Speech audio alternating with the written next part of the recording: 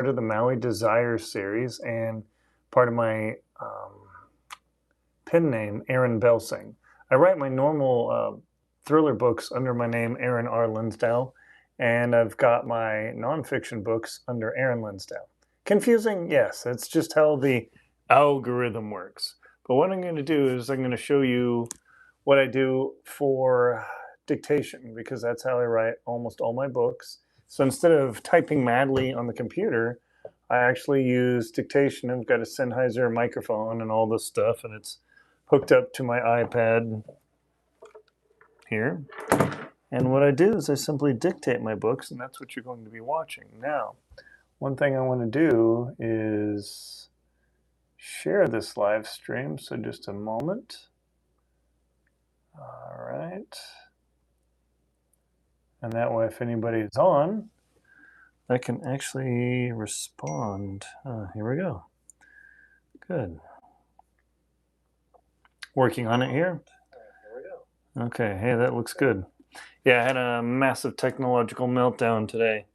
My USB hub with Ethernet and all that died. In fact, it died on my UK research trip for my next series. Like, I was out traveling in the UK for quite a while, and I had my nice hub, and it was plugged in, and then all of a sudden it just started not working, and now it's basically not working. So that was always fun, and I was fighting that and couldn't figure that out. I was going to be live streaming about 6 hours ago. Fun. So here we are. I'm going to mute the computer here. Good. So if anybody comes on and chats. But basically what I do is I've got my outline on my iPad, and I work off my outline, then I just simply tell the story, and I use dictation. That way I can get my words in a lot faster than if I typed. This is my secret magic trick, and this is not a magic trick. I've learned this from other authors, guys that have done like 50 or 100 books, and it takes a while to get used to. So without further ado, this is going to be dictating chapter 23. The main characters are Brooke and Ethan. Brooke is the FMC or female main character, and Ethan is the MMC or main male character. And this chapter is all about reality returns. They just had their together scene, their first together scene, and now they're going to have the nice morning after. And we're into the second act, where things begin deteriorating towards the darkest night. And that's always the most interesting and challenging one to write, because I always like to write uplifting literature and text, but this is the things going wrong. But I guess you have to have the roller coaster go down to where you can have the excitement go back up. All right, get to voice app here. All right, start recording. Okay. Okay, and I'm going to be looking at my iPad. So sunlight streamed across the room as Brooke lay there, and the first light beam that caught the mirror in the room reflected and caught her across the cheek, and she felt the warmth as it began to wake her, laying in the bed. She reached out her arm, expecting to find a body there, and it wasn't. Immediately her eyes flew open, thinking this was all a dream, and she turned over, and in fact, no, it wasn't. She definitely was not in her own condo. She was in Ethan's condo, and she expected to wake up to his arms and enjoy the comfort of simply being together. But instead, all of a sudden, the aroma of deep, rich, roasted Kona coffee began floating through the bedroom, and she heard some clattering in the kitchen and thought, oh, wait a minute. Hey, this isn't so bad. This is a very domestic scene. And so she got up and put her shirt back on and got her shorts on. And then she got her her flip-flops on, and got out of bed and walked out of the room, opened the door, and there was Ethan busying himself making a breakfast with coffee. And Ethan called out, "Good morning. So good of you to join the waking world." And She laughed and said, "This isn't like me. Usually I'm up much earlier." And he said, "Well, we were a little bit busy last night. I would suspect that maybe wore you out." And Brooke shook her head and said, "Oh, you're terrible." And Ethan simply looked at her and shrugged as he continued making it. He asked her, "Do you prefer milk, half and half, or heavy cream in your coffee?" And her eyes widened. She said, "You have heavy cream?" And he said, "Of course. I make sure to have all my supplies. This coffee is pretty strong, so sometimes I enjoy it with a little bit of heavy cream. Got to be careful though; it does pack on the pounds." And he patted his he patted his abs as though he was worried about it. And she looked at him and just simply shook her head. He walked over to her and handed her a steaming mug of coffee, and she smelled it and inhaled the aroma. And as she inhaled the aroma, her eyes closed, and she just envisioned herself doing this every morning. She walked over and chose the heavy cream and just put a little splash in there. And he asked, "Would you like a little bit of a morning snack? I do have to go to work, um, but you're certainly welcome to enjoy yourself here, or I'm not exactly sure what you have planned. Honestly, I didn't ask." And Brooke thought for a moment and she said, "Honestly, I don't know exactly what I'm going to do today. Truth be told, there's lots of stuff waiting for me back in the continental and the lower 48, and I have no idea what I'm really going to do." That's a tough one. And Ethan said, "Well, you can decide what you want, but if you want to have a breakfast, I'm going to make a classic Hawaiian breakfast." And she asked, "Oh, what's that?" And Ethan said, "Well, spam with eggs and a little bit of spices and cheese." "Really? That's actually a thing here?" "Oh, absolutely. You don't know fried spam? You've never tried it?" She said, "It sounds a little bit weird." "Oh, don't worry about that. Once you get past the fact that it does come out of a steel can, it's actually really good." He leaned over and kissed her, and she just simply accepted it like it was something they'd done for a decade. And he invited her to go out onto the lanai and just enjoy the morning as the sun peeked over the horizon and shot sunlight sparkling off the water. So she walked over to the through the huge sliding glass window and just leaned on the stainless steel railing, the steel cool on her arms as the cup continued to steam, and she just sipped at it as she heard Ethan Ethan's machinations in the kitchen getting everything ready. In the distance, she heard her phone buzz once, twice, and she just stood there staring out into the ocean. And in her mind, her natural reaction was quickly, "Who's that? What's it going on?" And she noticed she had programmed her phone to have different buzzes, and that was the buzz of her daughter. She knew she needed to answer and call her back just to let her Angeline know that she was alive. So she sighed and dropped her shoulders a bit, walked over and into the bedroom and looked at her phone. And sure enough, Angeline was asking in a text message, "Mom, are you there? Are you alive? Is everything okay?"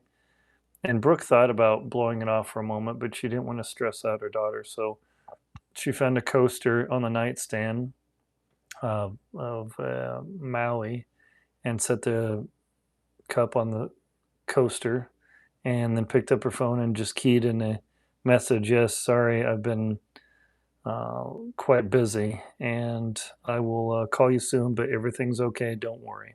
She punched send, set the phone down, and before she could walk away, the phone buzzed again, and she was just about to pick up her coffee, and she looked at the phone, and the message said, "Okay, please let me know what you're up to, because you're starting to stress me out." Brooke thought about it for a while, and she said to herself that, "I love my daughter, but she is such a worrywart. She's more the mom in this relationship than I am sometimes." She picked up her coffee and then walked out to the room and heard the sizzling and clattering of pans in the kitchen. she watched Ethan as he scurried around making eggs and cooking with the sizzling sound of Spam. And she never had tried it, so she walked over and she looked at it. And even though it was rectangular, the smell filled her nostrils. And she said, "Does that taste as good as that smells?" And Ethan looked back at her and winked, like, "You have no idea what you're in for. This is a super treat." So he said, I'll be done in about 10 minutes here.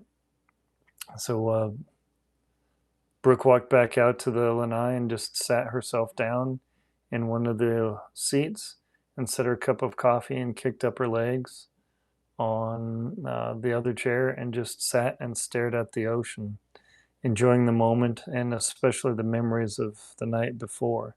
She thought about how Ethan made her comfortable and put a lot of effort into making sure it was a memorable evening for both of them, and she really appreciated that. Most men in her experience had only focused on themselves, and she was just an afterthought. So having someone actually focus on her experience for once was quite a different world. And about 10 minutes later, as promised, Ethan brought out a plate with shining stainless utensils and a cloth napkin, and she said, "Ooh, is this the white glove Michelin star experience?"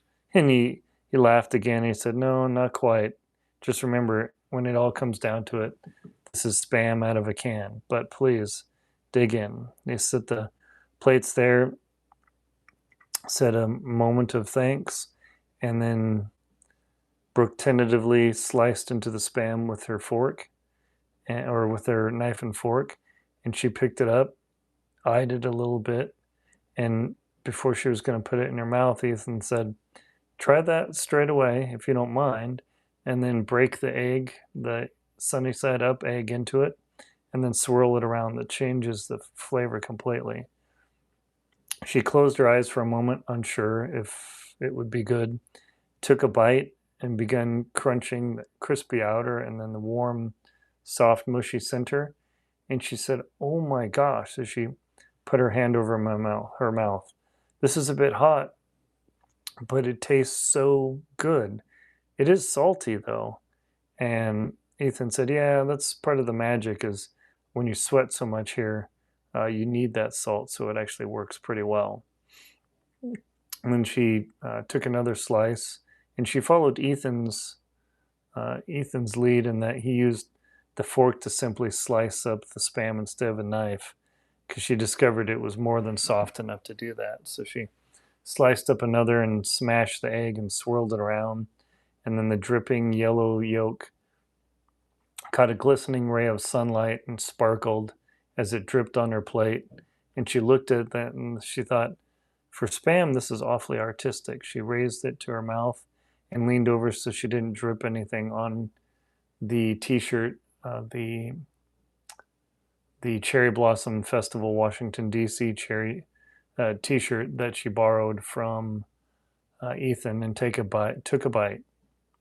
Again, she chewed, and again, just like before, she was shocked. And this time she finished before asking. She said, "How do you make such simple food taste so good?" And Ethan said, "Oh, it must be one of my superpowers."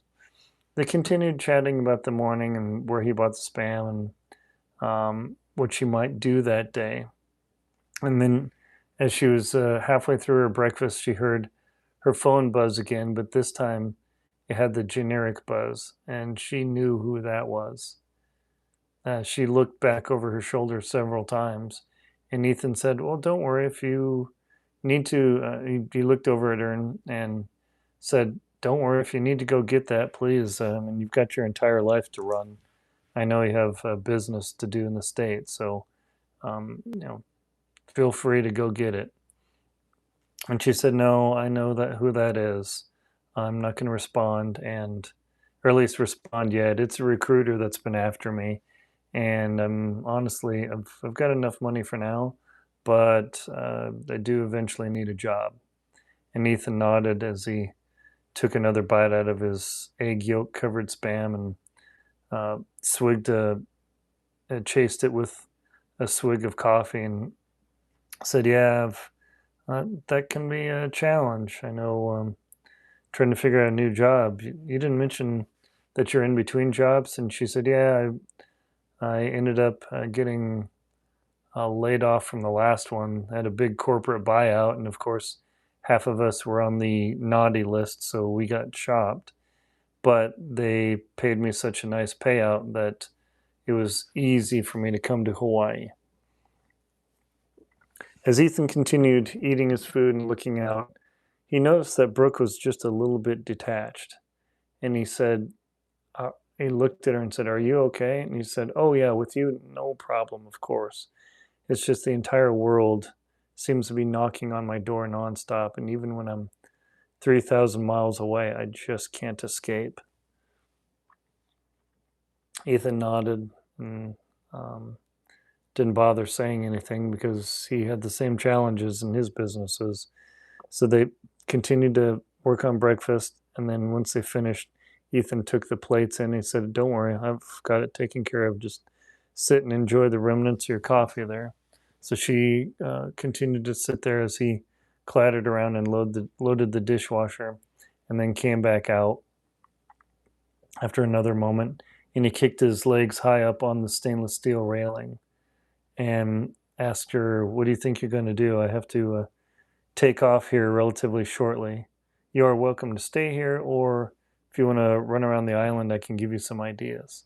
And she said, oh, that's so nice of you, but I definitely want to go get a change of clothes. And then if you've got some sightseeing ideas, I'm more than happy to check them out.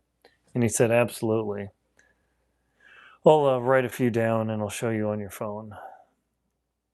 So they finished up chatting about how the weather was going to be, because Ethan said, yeah, today there's going to be afternoon thunder showers, so just be ready for that. They went back inside, and Ethan closed the door so to keep the air conditioning in. And as they walked in, they both walked over to the granite countertop island like it was the most normal thing for them to do. And Brooke felt warm and comfortable doing it. And Ethan smiled at her and just reached over and gave a peck on the cheek and wrapped his arms around her and gave her a hug. And Brooke stood there and thought, I could do this every day.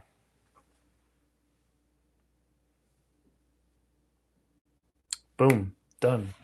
Alrighty, that is the chapter. So that was 14 minutes and 29 seconds. I'm going to hit done here. And I'm going to rename it. What chapter was this again? Chapter 23. Okay. Rename High Tide chapter 23. And what I do is I save these audio clips to my iCloud account, and then I transcribe them using transcription software so I can get that. But this is something I learned in voice to text, is that the new voice app in iOS on the iPhone and the iPad actually gives you a transcript straight away. Now it's not clean it's not as clean as I would like, but it gets the job done. So let's see how many words that was. So copy.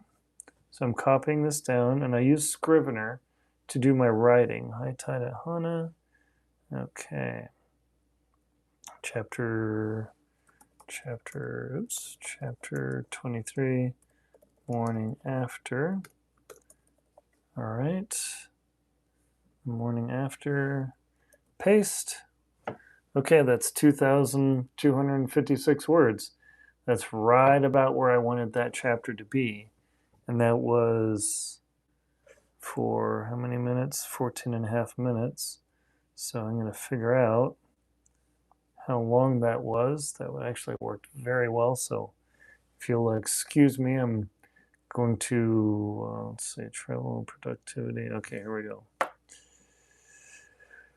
So one of the things is calculating, asking Google, like, oh, you know, how did that go? So say so chapter 23 ended up being 23.5 minutes, and iOS voice recorder gave me 2230 words. How did that do since I'm in the office rather than outside? Because yesterday I actually did a walk and did a 2.5 mile walk and dictated. I ended up with upwards of 8,000 words. I went crazy. But I was out there a long time. It was hot. It was kind of a mistake. It was like, oof, yeah, not feeling super great. Oh, 23. Oh, shoot. Oops. No. Time was, how long was it? 14.5 minutes and 2230 words. Sorry, typo. Okay. Yeah, let's see what Google says about that. Because I've been tracking all my dictation to make sure that I've got everything in there that I could possibly have. Okay. Just finished chapter 23 dictation. Oops. Dictation. Woohoo. Boom. Okay. Good. So that's 154 words a minute. And that is about right for my in-office dictation. So when I'm outside dictating and walking, I do about 130 minutes because apparently I can't pat my head, rub my belly, walk, talk, chew gum, and dictate all at once. So the office definitely makes me a bit more efficient. I'm not as distracted walking, but I'm sitting, and I don't want to gain too much weight just sitting around. That's one of the dangers of being an author. Like my cup of water here, I'm using Crystal Light just for the flavor, but yeah, I don't want to any more calories than I have to, because one of the dangers of author life is a lot of this with this parked in this, and then all of a sudden I'm snacking, and then whoa, when you look at the scale, so it's a bit of a danger. So testing, told the story, perfect. Yeah, so usually once I correct the dictation, it ends up being about 2,700 words. That's about the target that I'm after. And that was the chapter 23 dictation. I'm going to start doing more of these dictation sessions just to show you what the experience is like. I've still got, let's see, at this rate, 2 more chapters to go. I'm going to do chapter 23 and 24 as we head towards the darkest night where they have their big blow up. And that's all part of the fun. But please stop by again, and thank you very much for watching. Again, check out my link to my romance website, aaronbelsing.com, where you can read about my romance pen name. And then also check out my thriller fiction at aaronrlinsdau.com. It's just part of the deal. I definitely don't hide behind a particular pen name. It's just more for the Amazon algorithm, so it doesn't mix up my romance and thrillers, and then the whole thing gets confused, and we don't want that to happen. So thank you very much for watching, and come again, because I'll be live streaming soon.